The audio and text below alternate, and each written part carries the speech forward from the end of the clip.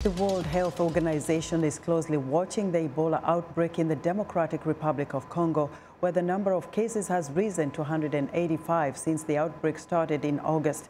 One of the challenges for health workers fighting highly infectious diseases like Ebola is spending time in hazmat suits. They can be unwieldy and incredibly hot, but new technology could solve one of those problems.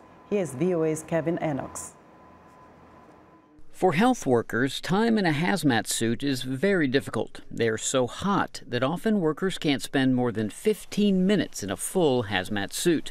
And researchers at Stanford University in California say the time they spend getting in and out of the suits is dangerous because that's when aid workers are most likely to get contaminated.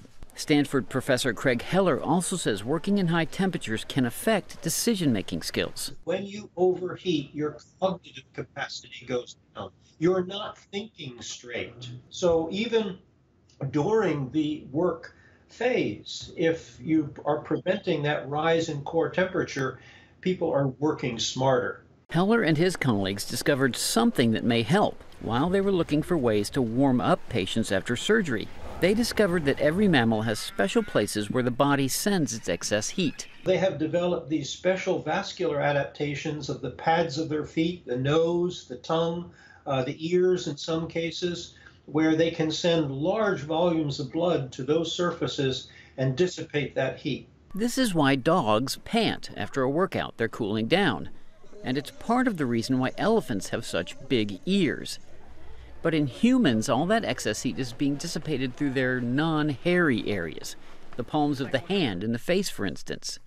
But when a person is in a hazmat suit, that heat has nowhere to go, until now. For someone who is overheating, what they need is an avenue for getting rid of that excess heat, and that's what we provide. Their self-contained cooling unit consists of a hydration backpack filled with a liter of frozen water, a temperature regulator, and a water pump.